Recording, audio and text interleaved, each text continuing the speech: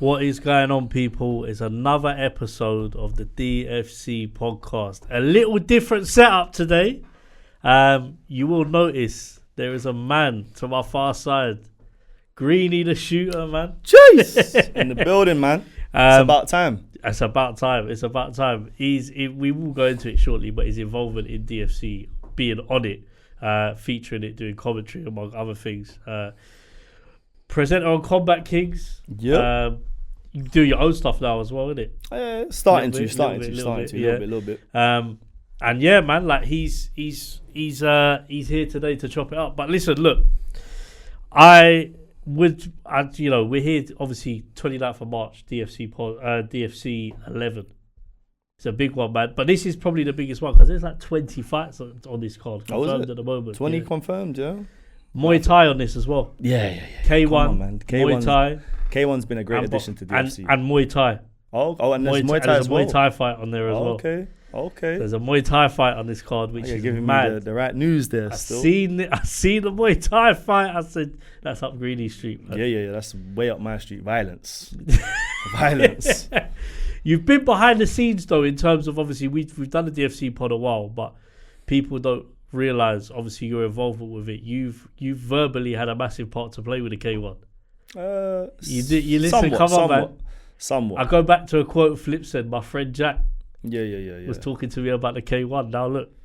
Yeah, no. To be honest with you, obviously, the K1, we've both been there at different events and seen K1, and how much violence it brings. The entertainment value is very, very high for K1. Yeah. Like no matter what happens in a K1 fight, it's pure entertainment for the people that are there watching. So I think on any card, when there's K1, people are going to be entertained. And same with the boxing, but boxing, because of the way that it is as a sport, sometimes the entertainment value is not there for casual fans. With K1, you're guaranteed craziness. And as a result of that, no matter who is there watching, you will be entertained. Yeah, because you've been a part of DFC obviously for a little while now, and I go back to when we kind of jumped on it in Catford. With the hometown. Catford was the first one. Yeah, that was my first one. That was the first one. That was my first one, Catford. Yeah. Catford was my first one. And that was purely boxing. Yeah. And like, obviously, for you as well, because a lot of people don't know with you're quite accomplished jiu-jitsu man as well. Yeah. I got my resume is all right. You get me? I got a couple trophies at home, couple medals. You get me? Yeah. None other than the gold. You get me? I don't do nothing other than gold. But you see what I'm saying? Because a lot of people say you got commentary is what they know you for, but people really don't know you've been sparring with some good fighters as well, boxing. Yeah. And you've got experience in combat sports. Yeah. I think the question I want to ask you is why have we not seen you on DFC yet? Cool. So me and Braggs were supposed to fight. So shout out to Braggs. That's my co-host on Combat Kings, along with Rims and Lanks. But me and Braggs, we always get into it every week. We were supposed to fight. Yeah. For whatever reason, that's not happened, innit? Yeah. And we know the reason. We're not going to speak about that. Yeah. I was still playing basketball. Obviously, I played basketball at a very high level for a long time. Yeah. And whilst that was still going on, that took the majority of my time outside of the podcast and work and whatnot. I've retired now. You get me? So, yeah, we'll see. We'll see what the future holds. Yeah, we'll see what the future holds. Bro, because I think we've had this conversation many times before, but I feel like it's something you're going to tick off your list in the future. If it's not in boxing, in jiu-jitsu or K1, like, would you be open to doing any sort of form of combat, or is there any that you'd shy away from? Like, what's your I'm not having a K1 fight. What's your most... I'm not having a K1 fight. No one ain't kicking me in my head. You get me? That's not going to happen. Because we've been at K1 shows where we've seen people's shoulders literally fall out. Yeah. It's but what's kind of, in terms of the combat disciplines, if you had to kind of go from your favourite to least favourite, just a few of them, what would they be? Well, the mixed martial arts, MMA. Yeah. That's my favourite. Yeah. Obviously, that's what we speak about on the pod, Combat Kings, every week. Yeah. That's my favourite. Just because it entails everything. Do you know what I mean? Muay Thai, kickboxing, punching, jiu-jitsu, everything, wrestling. After that, my love for combat sports started with boxing. Do you know what I mean? And then I'd say after that, you've got the Muay Thai and the K1. I kind of put them on a level playing scale. So I go MMA, boxing, and then that. A question about MMA as well. Do you not feel like, obviously, because UFC is a lot of the content that you guys do, obviously with Combat Kings. Yeah. Shout out to Combat Kings, because Every time. weekly live streams on a Sunday. Yeah. You're there every week. You're doing watch-alongs. Obviously, Paddy Pimblett just fought as well. KG, I watched the live that you lot done with that. It was crazy. Look, as you know, I'm in and out fan when it comes to UFC. Yeah.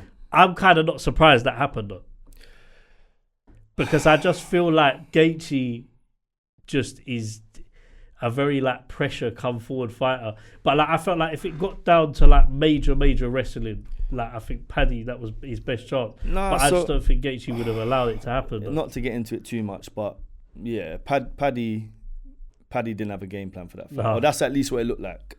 Do you know what I mean? That's the disappointing side of it, because obviously being from the United Kingdom, that's what we wanted to happen. We wanted him to go in there, get the dub, bring the belt back, because then that opens up big shows over here. Do you know what I mean? Yeah. But never happened. Is what it is. You're back to the drawing board. Because I see that you lot posted on social media afterwards about the debate of like who Paddy Pimblett should fight next. Yeah. And then we brought Conor McGregor. Yeah. And there was a big like controversy on what, but like that would be the fight that makes the most sense. But no one's rating that opinion, because I don't think anyone thinks that Conor's coming back. For me, I think Conor comes back this year. Do you know what I mean? But again, the Paddy fight wouldn't make sense for Conor, because Paddy's been inactive, Conor's not been active. Do you know what I mean? So, but Conor's the biggest fight in MMA, so it makes sense for anyone to fight Conor. See, that was what I wanted to take your quote of. Conor's the biggest fight in MMA. A lot of people didn't disagree with that. But a lot of people didn't agree with that. But it's facts. Like when you're talking about a man whose current net worth, as we speak, is 200 million, and you're talking about that I don't think there's an MMA fighter of maybe recent that is probably benefited financially as he's done off the sport, and then obviously what he's ventured outside of, which helps. But that everything that he does when you're a brand builds you up, but also it makes you more, I suppose, more expensive when it comes to the cards. For Paddy, it makes plenty of sense, because I said to you that would sell out Anfield. Anfield's 61,000. Conor McGregor's got ties to Liverpool. At Wembley. But the reason why it would make sense in Liverpool is Liverpool have got, obviously, England in general, anywhere in England that would be a big fight. But Liverpool, half of Conor McGregor's family from Liverpool. They've got massive ties to it. Paddy's family from Liverpool. There's a big Irish following there. Yeah. But wherever it is in England, it would be big. But it would be good to see it there as well. But bro, there's not a stadium in the world that's big enough for a Conor McGregor fight. It doesn't matter where it is, but you can put it in Timbuktu, fam. You know what I mean? You're gonna need 100,000 seat stadium if you're gonna put Conor McGregor in there. Yeah. And that's still to this day. Whether you like him or not, you can't dispute the fact that his numbers are through the roof. And it's like Floyd. Going back to boxing, like people can say what they want about Floyd, but at the same time, any fight that he fought, you watched. Would you say he's the greatest boxer ever? Floyd? Yeah. He was my favourite Yeah. to watch before the fights. Yeah. Do you know what I mean? And in the ring as well. Do you know what I mean? I love the shoulder roll. I like defense. Like I'm a big fan of boxing, the actual art of boxing. Yeah. So to watch a skilled boxer like a Floyd, I can sit there and watch 12 rounds of it. But I can also appreciate that lots of people don't like that. Yeah. Lots of people want to see someone getting knocked out and all the rest of it. Yeah. So for that reason, I think that's why Floyd dips in a lot of people's opinions. But for me, he's up there, yeah, for sure. The closest probably equivalent to this generation we've got to Floyd is Terence. I wouldn't even say that, bro. For me, I'd say Shakur. Shakur? Yeah. Do you know what? Because Greeny, you see the problem is, you see with content, well, your opinions are out there forever, innit? Yeah. I was giving you rubbish about Shakur a couple of years ago, but I hadn't seen him fighting on the inside. When we saw him fight on the inside, though, I changed my opinion straight away. But it's just because up to that point, I hadn't seen that side of Shakur. Let me tell you why I went so high on Shakur when I did. about 5 or 6 years ago now, Yeah. when no one was rating Bud. I was rating Bud. Yeah. I've always rated Bud. From the first moment I see him, I was like, oh, he does stuff different to other people. Yeah. And I like that. What he was doing looked good, you know, in the ring. Mm. I heard an interview with him, like I said, about 5, 6 years ago, where he said, people are talking about me being next up. But let me tell you about my boy. Because he is giving me problems and his weight class is below me. And that's my boy Shakur. And then Shakur at the time was probably like 20, 21 years old. And I was like, if he's saying that he's a problem, that's the one I need to look out for. So I watched him. I've kind of watched his career grow. And as he's gone on, he's not disappointed. Again, similar to what I said about Floyd, a lot of people don't like the way Shakur fights. At times they say he's a bit too defensive. He's on his bike a lot, which I can understand. You know, if you want to watch violence, you don't want to watch Shakur. But as he goes up in weight classes, you're going to see him sitting down on a lot more of his punches. He's going to be a problem for these slightly bigger fighters. You watch. Yeah, 100%. And I'm saying this before the Teofimo Lopez fight, by the way. So he might get knocked out tonight. By the time this comes out, the Teofimo Lopez and Shakur fight would have been done. Yeah. So yeah, it makes sense. Teofimo Lopez won a round. Shakur got the dub. Just quick, take your phone off the table. Only reason being because cool. the vibration picks up on the no mic. problem, Achilles. Sorry, bro. I just done it myself. I hear it though. I hear it, but I gotta think that's got to be the most casual opinion of boxing people have. What? Is the fighters being too defensive, they get criticised of it. But boxing's a sport where it's the art of not being hit. Yeah, but the thing is that over the years, is that what boxing really is? I mean, in terms of I think from the fighter's perspective, 100%. But I think the problem you've got now is, and rightly so, the fighters are not there without the fans. Yeah, exactly. So the fans' opinion matters a lot more, especially now with the involvements of like brands like Turkey Al Sheikh, Riyadh Season, what Eddie Hearn and all these guys are doing. The Zone coming in, obviously Paramount with Netflix. You're on the lookout. Yeah. Netflix is the next one. At the moment, you pay your subscription, you can watch whatever you want on there. And I don't think they're going to change that, to be honest with you. No, I think that Turkey likes that model from what I'm seeing and from what I'm hearing. It didn't work with the Zone, did it? I always said it couldn't work with the Zone, though. The thing is, the Zone's just combat. Do you know what I mean? Nah, the Zone. I know it does the other one. Yeah, but really, like we ain't buying. I mean, I ain't. Yeah, but like they do. Like for example, the reason I said it would never work on the Zone is that ultimately Turkey Al Sheikh wanted to take away pay-per-views. If you look at like the statistics for piracy, is like at an all-time high because the cost of like renting a fight is ridiculous. I even think in America, some of them go for like $100. Yeah. But that's why UFC have changed their model. Yeah. You know, they don't have pay-per-views no more. Yeah. So they don't have pay-per-views in America. What's interesting is the first event that was not pay-per-view in America was a pay-per-view in England. So they're getting their money in different ways. But yeah, I mean the whole what I was saying about boxing was like the art of boxing is the art of boxing, and for pure boxers and for coaches and people that are in the boxing industry, boxing is boxing. But for casual fans, and that they are the masses, they are the people that tune in, they are the people that pay these people's wages. They just want to see violence, bro. Do you know what I mean? And for them, boxing, like this is why K1 has never picked up or Muay Thai has never taken off in this country, because boxing is like a pure sport. Everyone knows boxing. You can watch boxing. You don't need to know the rules to know that you've got two weapons and you can use them how you want. Do you know what I mean? With Muay Thai, with kickboxing, it's a little bit techie. Like the rule sets become a little bit difficult, and people therefore can't understand that. So, yeah, I don't know, man. I think boxing nowadays isn't just like a pure boxing thing. You've got to have something else other than just to be able to box. Yeah, that's the problem, though, isn't it? Like, I think heavyweight boxing is definitely making it harder for the rest of boxing to follow suit, because heavyweight boxing, I feel like, is in a league of its own. In what regard?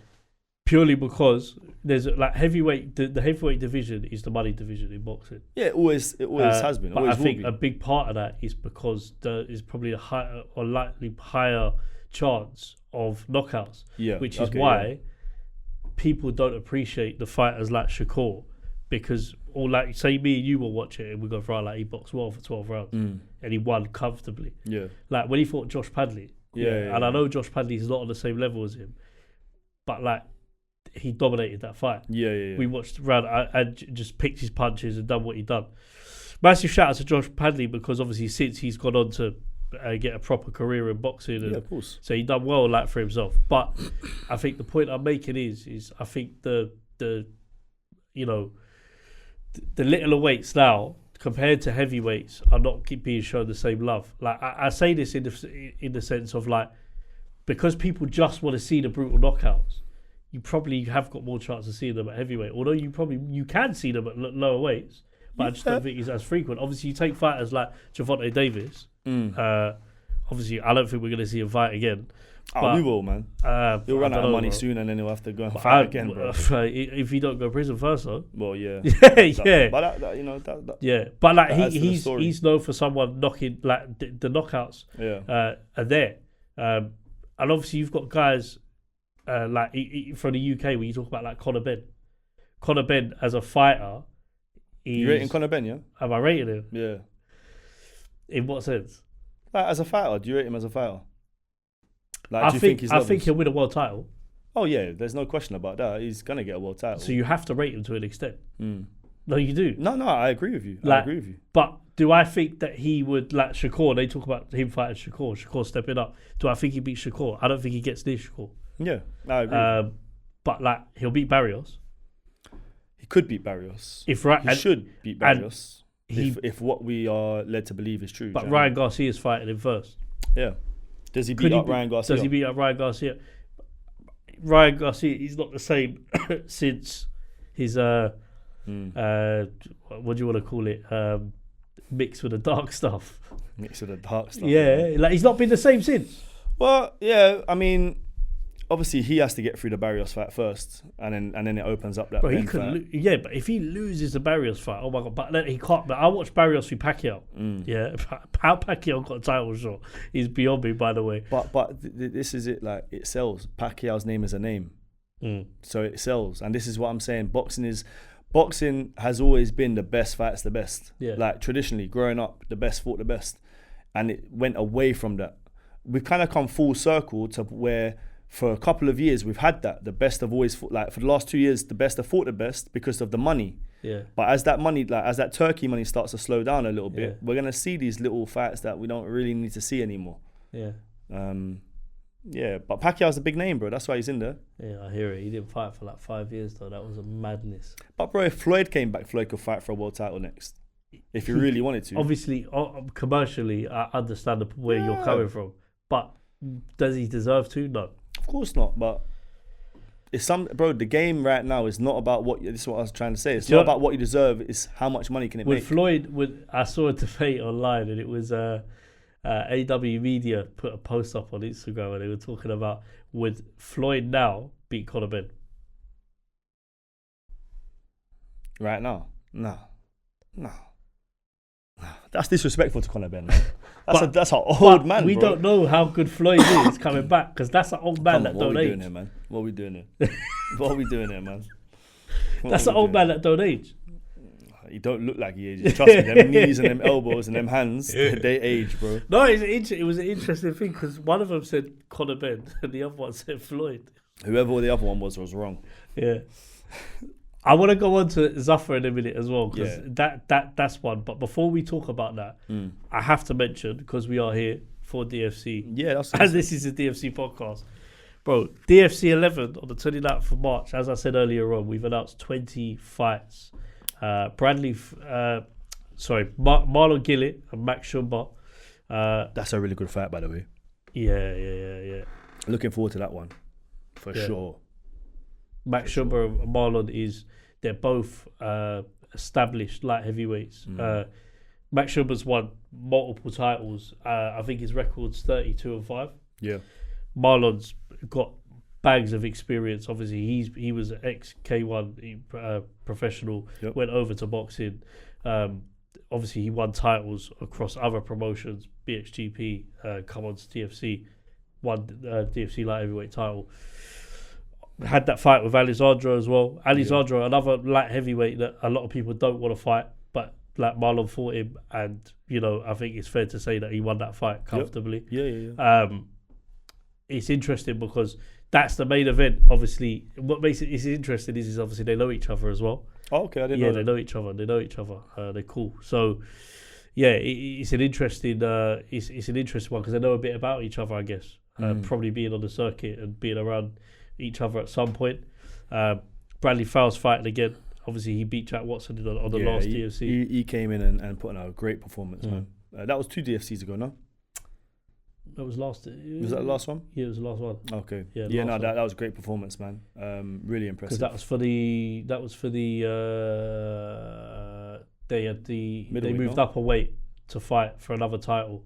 Obviously, recently we've announced on socials that Jack Watson's relinquished his super welterweight title. Okay. But Bradley Fowle went up a weight and fought Jack for the title there. Yeah. So it is an interesting card, and then obviously you go down the list. You've got another 17 fights. That's enough. And the thing is, knowing Flips and Louis and Marlon, because to be fair, alongside fighting, Marlon's matching K1 as well. Yeah. Is he matching the Muay Thai as well? Yeah. I think so. Okay. I think so. Yeah. So I think he's gonna have a massive part to play in that. Yeah.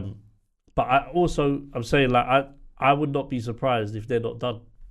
This I don't know. It's like I've never seen so many. Like it's a massive card. I think what makes it interesting is obviously we've been a part of other promotions where they've done massive cards before, and I think the biggest challenge that people have is getting it right in terms of how you carry the card and how you position the fights and where they are. What DFC are really good at doing in terms of the matchmakers is probably the variety of K1 boxing, and not rather than all K1, all boxing. It's mixed in between. Mixed in. I think it's mad important though. I don't know what you think. I'd agree. I think DFC put on great shows. From the very first one I went to go and see at Catford, a great show. That's why I wanted to get involved more. And luckily I've been able to be a part of it more as it's grown as a show.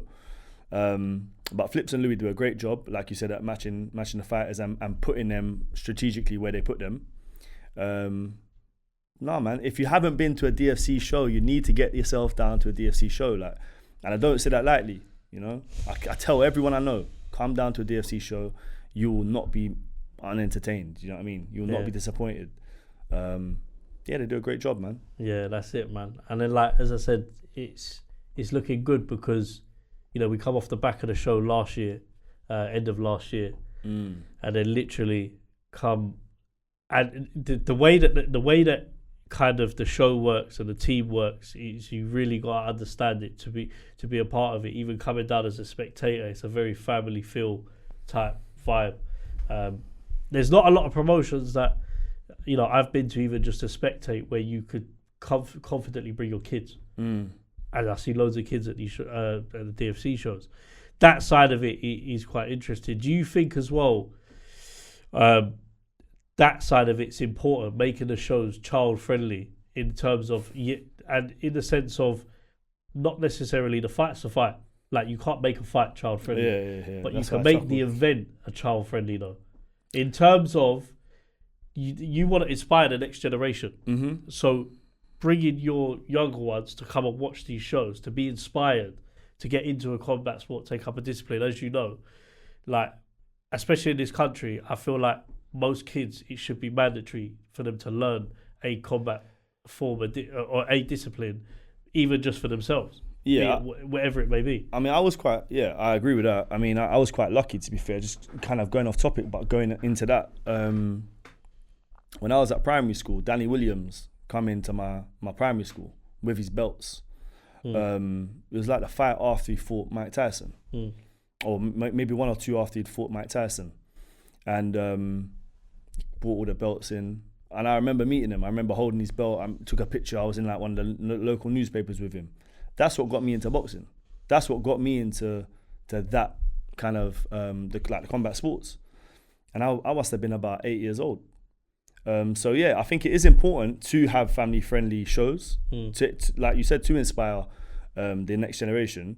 But I think that you can do it more so like it's a different thing though. I think that like, shows sometimes, you know, they can be quite brutal, man. Yeah, Do you know yeah. what I mean? You don't know what you're going to be expecting. So I can understand why some people don't want to bring their kids out. Yeah. But if your kids are, you know, enjoying the show, like if they're into fighting, bring them along, man, because they will be entertained. Do you know what I mean? Especially if they like combat sports. We talk about the last DFC. We had 2 16-year-olds on there doing K1. Yeah. Oh, that was a great fight, man. Yeah, that's what I'm saying to you. Like, Great fight. bro, like mental, like, but that just goes to show it's like even from when we've joined DFC to see the growth from there to now is crazy. Yeah, but this is why for me DFC 11 will be bigger than DFC 10. Yeah.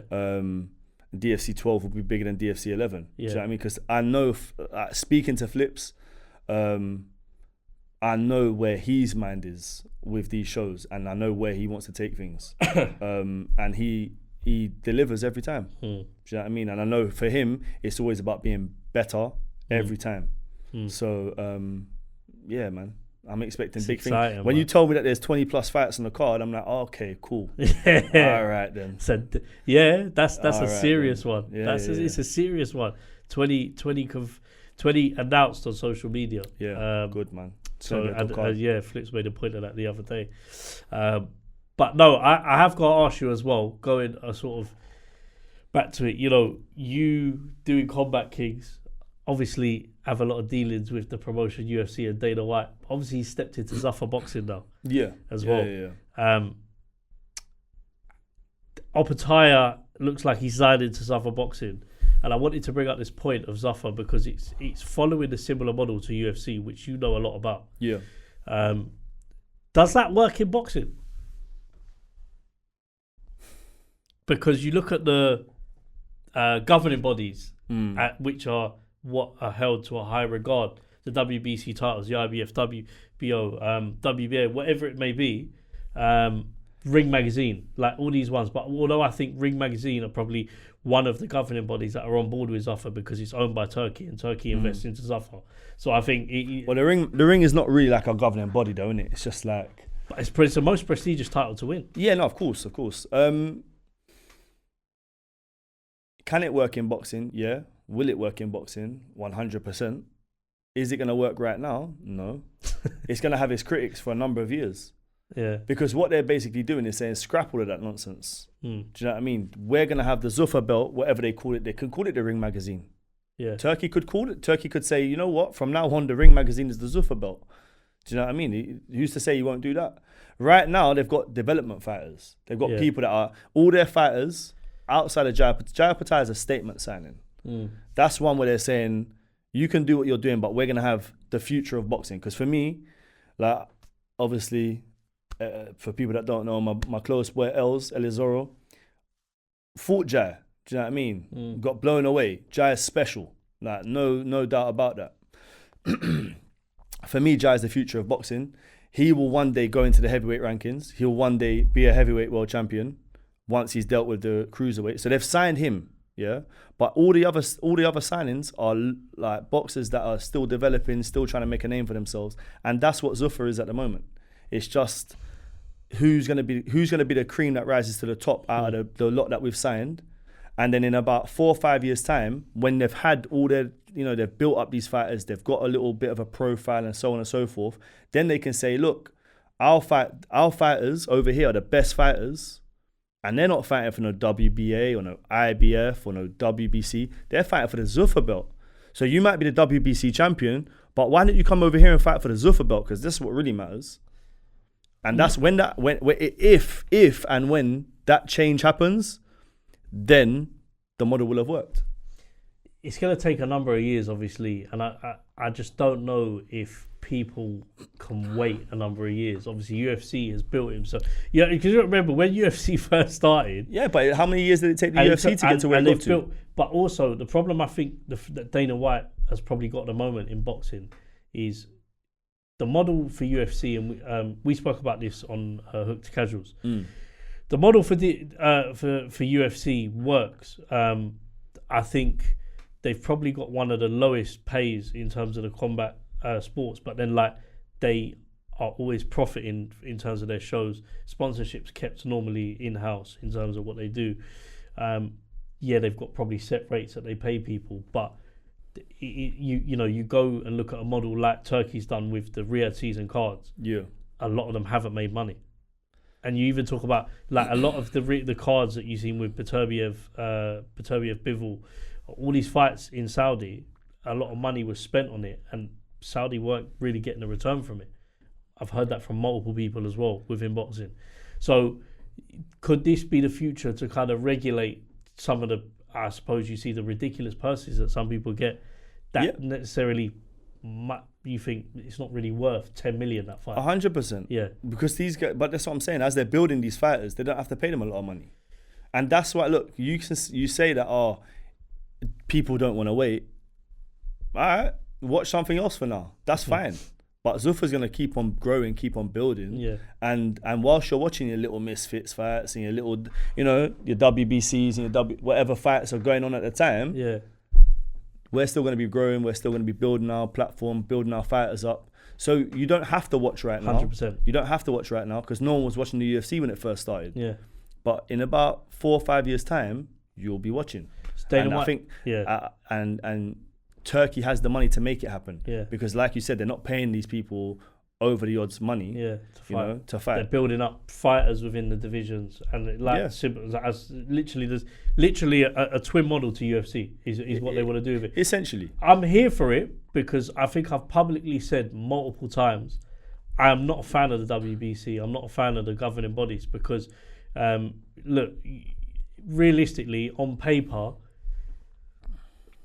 like although commercially it makes sense because of how ridiculous it is. Should Pacquiao have got a title shot? No, but he did because commercially the money that he brings in, you're talking about a whole country. They love him, of course. So, but bro, the money stuff like that wouldn't happen. Dana White wouldn't. No, it can because it happens in the UFC. Do you know what I mean? So you can't as say it much can't as boxing happen. Though, because I think it doesn't happen every year. No, it doesn't happen as much as boxing. But then boxing is bigger. Do you know what I mean? So the scale in which it happens it's going to happen more because there's more boxing happening. Do you know what I mean? But yeah, like Bud called out the WBC. Do you know what I mean? Yeah. I think my biggest problem with it is like if you look at you talk about J.L. Pattaya, obviously Ring Magazine IBF champion. Currently. No one wants to fight him. Zerdo's fighting Benavidez instead. Yep. But then like commercially that fight makes more sense, and I'll tell you why. But like with the WBC, Pattaya's not ranked.